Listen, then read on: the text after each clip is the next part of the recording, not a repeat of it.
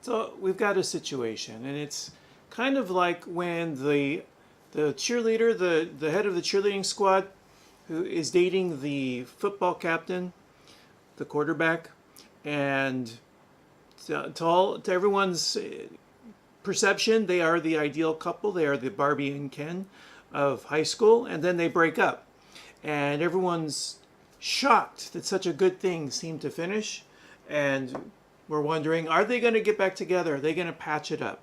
That's where Game of Thrones has left me. For 6 seasons, they were the Ken and Barbie of TV viewing. And then season 7 got a little rocky, but we were hoping to patch it together. And season 8 proved to us, no, the problems we thought would go away have only gotten worse. So, one episode from the end, what are my thoughts? And where is this going to end up in relation to the greatest TV shows of all time? Join me after the break, and I'll talk about those questions.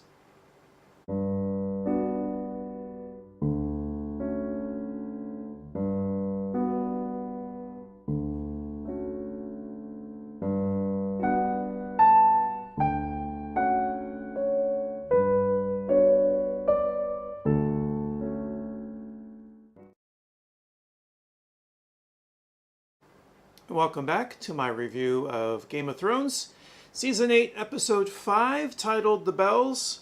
It scored 6.7 on IMDb as of recording, and that is a fluid score. I will discuss the scores for the season in about a few minutes. But first I want to mention that if you are catching this episode sometime after I recorded it, you may not be cognizant of the recording date in relation to the air date of episode 5 for Game of Thrones, but I am recording this hours before season 6 is set to premiere, the final episode, and that's because it took me all week to compose my thoughts. If I had recorded my review the day after or 2 days after, I think I would have been at a loss for what to say. The only things I could have said would have been criticisms, and everything that I criticized the episode for has been echoed by countless others. So I would not have contributed anything positive, and the negative I would have contributed was already apparent, really. If so many other people had spotted it, then I wouldn't have been adding anything that other people would need in relation to watching my criticism for some new insight into the episode. So it took me a week. The first thought I had that in the way that I could approach this was, well, the question of where is Game of Thrones going to be judged in relation to the greatest TV shows of all time. And so my thought was, let's go into the top 20 and see where the last season finished for that series. So the top 20 series of all time, the average score that it received, where was the final season? Was it higher, lower? And if it was lower, how much lower? And so I wanted to see, did these shows that are in the top 20, did they all finish strong? Could a show finish weakly and still end up judged as one of the great shows of all time? And then about 2 days ago, I read an article on Business Insider about Game of Thrones, and that led me to an interview between David Benioff and D.B. Weiss in Entertainment Weekly that was published just shortly before the episode aired. And there are some choice quotes in there. Some of you may have seen, there is a video compilation of actors from Game of Thrones, their reaction to the question, in one word, can you sum up your feeling when you read the script for the last episode of season 8?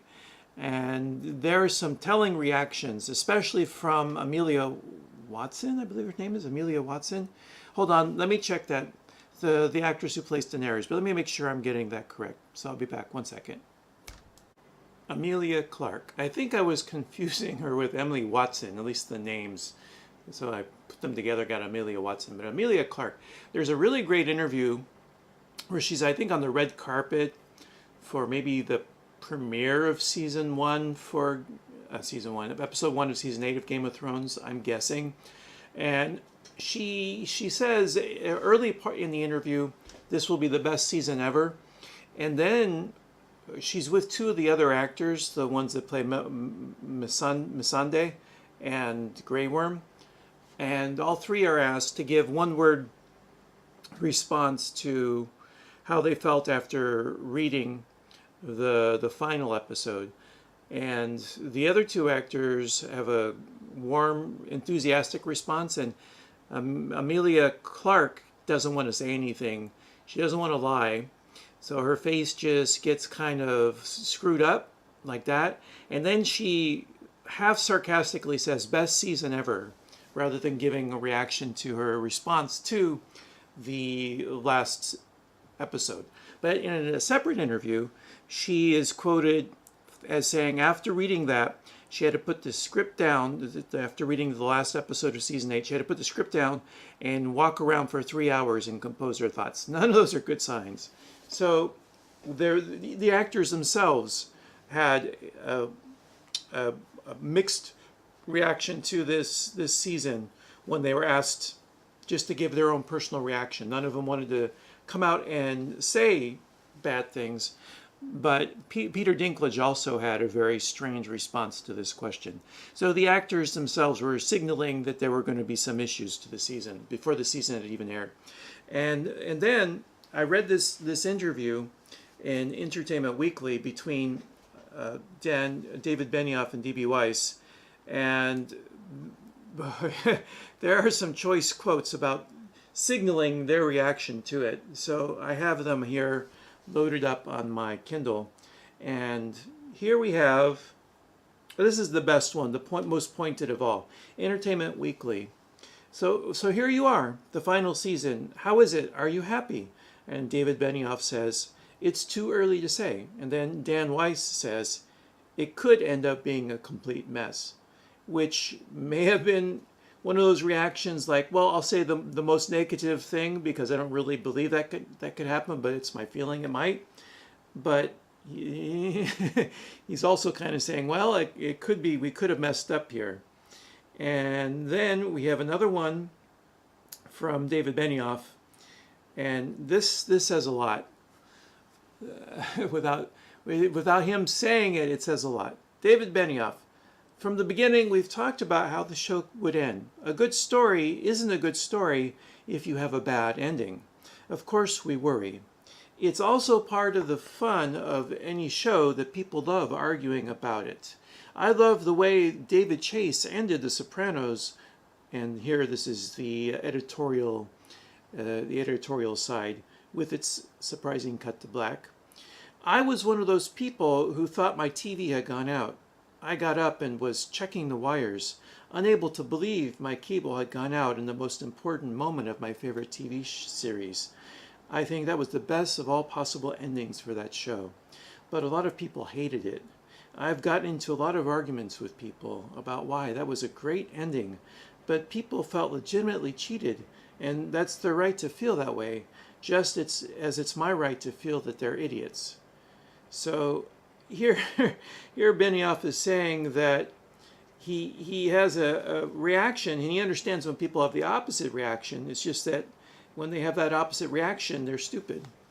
So he may be having his own, signaling his own veiled reaction to how people may feel about the ending to the series of Game of Thrones. And then here's the last one. And this isn't so much a reaction to season 8 as it is a foreshadowing, and this a dire foreshadowing of what might happen. This comes from HBO programming president Michael Lombardo. Quote, "This is the hard part of what we do. We started this journey with David and Dan. It's their vision. Would I love the show Game of Thrones to go 10 years as both a fan and a network executive? Absolutely.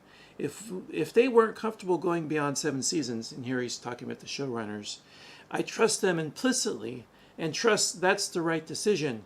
as horrifying as that is to me. So he's saying, I don't believe 8 years is enough.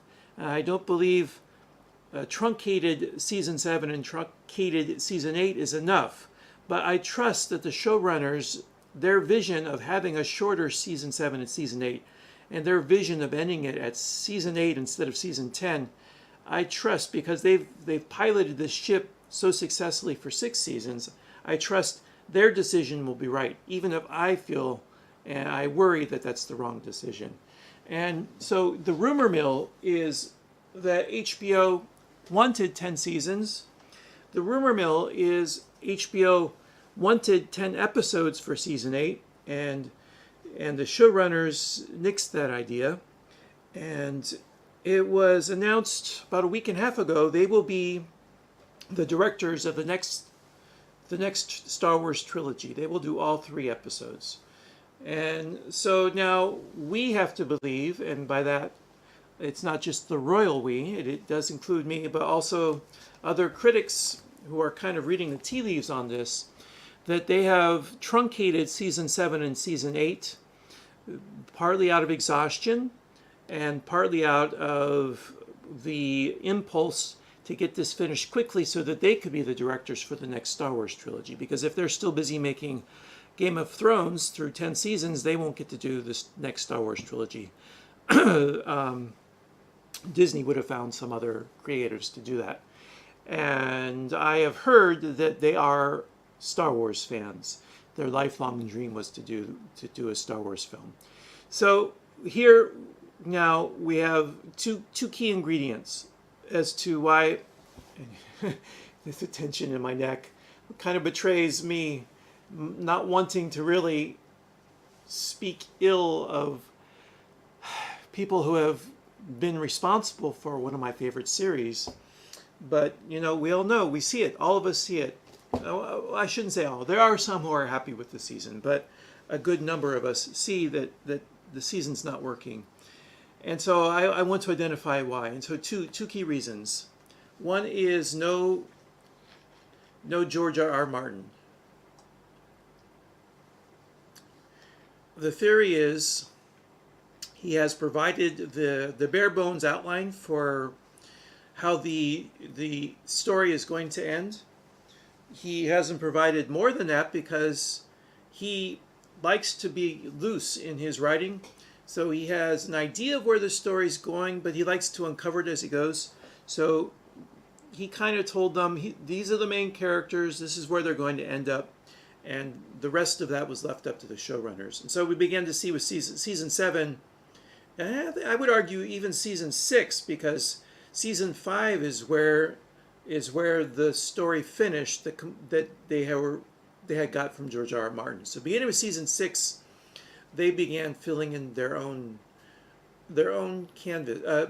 They began filling in the story on their own, more on their own. They've been doing it before with extra side characters, but there was not that net, the safety net they had before with the first 5 seasons. And I think season 6 worked, but you began to see little things, little contrivances, and some of the issues we have with season 7, season 8, people jumping around the map, characters getting to be a little more two-dimensional, like Jon Snow during the Battle of the Bastards, becoming this tactically weak, which I guess was meant to reinforce the Targaryen nature, that he could be very impulsive like Targaryen, but it just came off as being stupid rather than impulsive. So I began to see some of the cracks in season 6, but season 7, with its a shorter season, I think, we really began to see that, characters doing stupid things and people jumping around the map and being out of character, and character development finishing. That's been a major complaint for this season, season 8. There is no more character development. There's just plot. And so we really began to see it in this season, because it's even shorter than season 7. So where do the other people, and by other people I mean where are the fans? Where's the general consensus on this? And so there was a tweet that was floating around earlier in the week that showed the fan reaction. And I'll hold that up to the screen. And the glare is going to make it a little difficult to see, but it shows that episode 1, 92% fresh on Rotten Tomatoes. Episode 2, 88%. Episode 3, The Long Night, 75%. Episode 4, 57%. Episode 5, 48%. And so the ratings kept falling with each episode. And the first 2 episodes, there was not much plot. There was a lot of character moments and some fan service, but not much plot. Episode 3 is where the showrunners had to begin to make important decisions about the fate of many of the characters and where the direction of the show is going to go and how they were going to handle the Night King. And so you could see the drop in the rating there as fans were unhappy with how the showrunners were handling the plot. And then episodes 4 and 5, more plot decisions and more negative reaction. And so that led me to the idea of if the greatest shows of all time are the greatest because they're consistent, is it one of the qualities we look for is consistency. Are there any shows in the top 20 for which the last season ended weakly, but they still were able to place among the greatest shows of all time? And so I went through the top 20 and I decided I would need to exclude series that were still in progress. I could only include the ones that are completed because I'm trying to look at the final seasons. So you can't have a final season if a show is still filming, still being created. So out of the top 20, for those that placed in the top 20, it did end up being 10, if I remember right. 1, 2, 3, 4, 5, 6, 7, 8, 9, 10. Yes, still ended up being 10, not including Game of Thrones. When I checked the Game of Thrones was number 1 on the list with a ranking of 9.5. However, this last season, the composite score is 7.4. So that is a differential of -2 between the series average and the final season. And that is the greatest negative differential between any show in the top 20. So that is very significant. Looking at the others, the last season was within what they call the margin of error. So within 0.3 or 4. Between season average and the final season. There were a handful of exceptions, very, very few, 3 actually, and 2 had a negative differential beyond the margin of error. The Wire, the last season, scored 8.3, and the season average, the series total average was 9.3, so that's a difference of -1. And House of Cards ended up at 19, and this has a very large drop.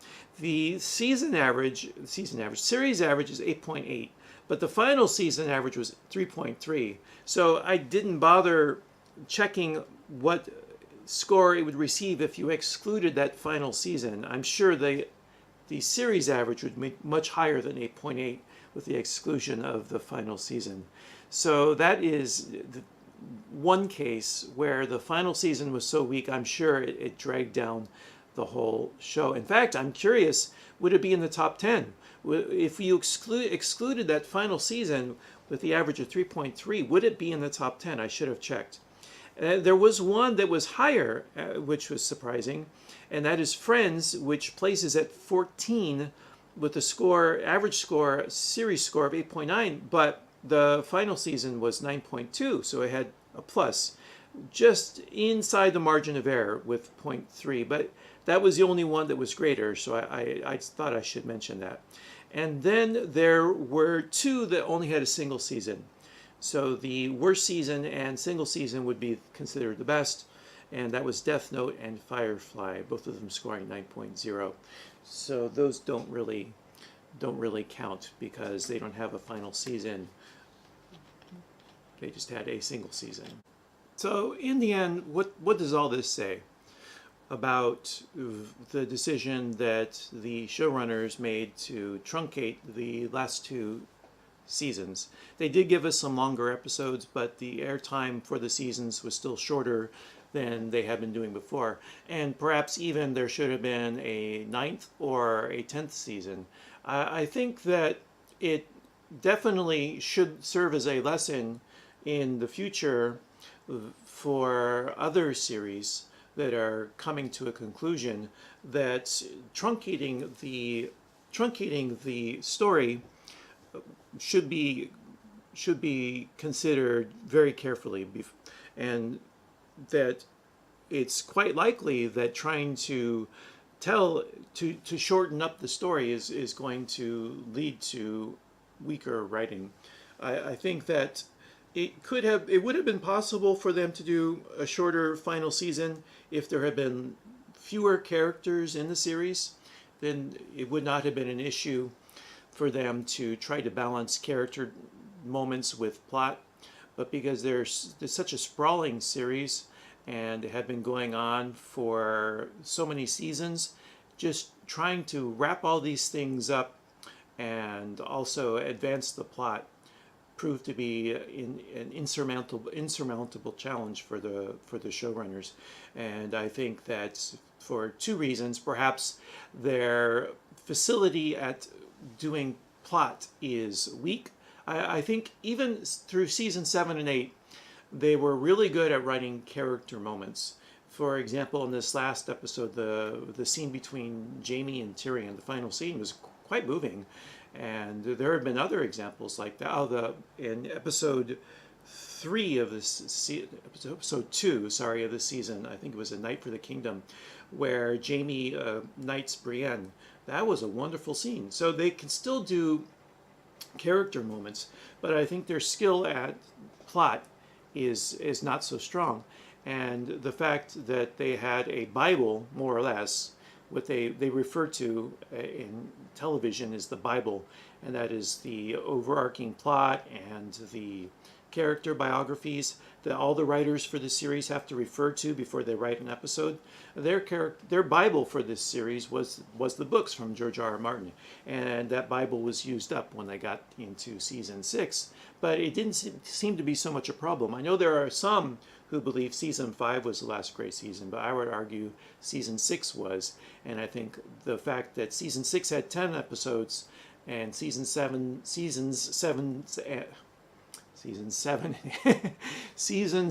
and 8 did not is one indication that the showrunners might have been up to the challenge of completing George R. R. Martin's story without the books, if only they had more time to do it, and that by speeding up these seasons and speeding up the story was too much. They couldn't handle that. And it looks, going through this list of 20 shows, it looks like Game of Thrones, I think the weaker season 8, and looking on the IMDb, the scores were not smaller for season 7, even though I had problems with season 7. And I think that maybe over time, the negative reaction season 8 has got might also lead some people to cast a more critical eye on season 7, because again, no book and shorter season. But I think that when season 7 aired, people were still willing to give the showrunners the benefit of the doubt, or they were hoping, they were trusting in the vision that the whole thing would end well. And so the faults I see, I think other people were willing to overlook. And I think that now that so many people see these faults, they will go back on season 7 with a more critical eye. But whether this will affect the final standing when people talk about the greatest shows of all time, for the moment it seems not. A lot depends on this last episode.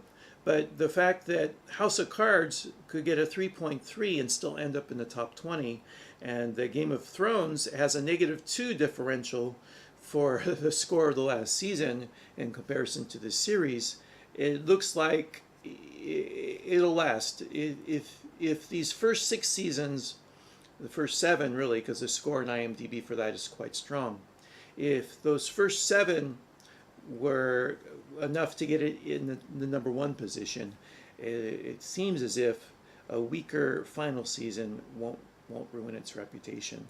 So I guess the final judgment would be you can have a weak final season as long and still be regarded as one of the greatest shows in all time, with an asterisk. It just depends. A lot of it depends on how weak that last season is. So we are going to find out. As I record this, I haven't seen the last episode. It's going to air in about 6.5 hours when I finish recording, and maybe 5.5 hours for when I get this video up, depending on how quickly I can edit it. So we shall see within a blink of an eye, and I'm eager. I am not hopeful. There are indications the last episode is not going to end well in regards to the writing, because there have been leaks. I haven't read those leaks, but people who have seen the leaks for the final, there is one major leak for the whole series, for all season 8. And people were not paying attention to it until about episode 4, and they began to realize that a lot of those leaks were accurate, and they were accurate for episode 5.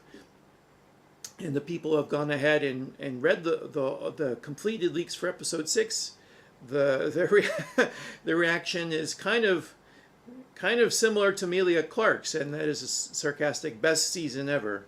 So I'm not hopeful, but it's out of our hands. As fans, we can't do anything about it because it's all in the books. So, all right. I hope you enjoyed my final take on episode 5, season 8, excuse me. Boy, I'm having troubles with that. And I hope that my consideration about where the greatest shows of all time landed, even when they had a weaker season, and regarding the quotes that D.B. Weiss and David Benioff had about this final season, I hope that gave you some consideration for just what we have in our hands with this last season. And that's it. All right, so I hope you enjoyed that, and will join me for my review of episode 6, season 8 of Game of Thrones. Take care and be well. And Dracarys.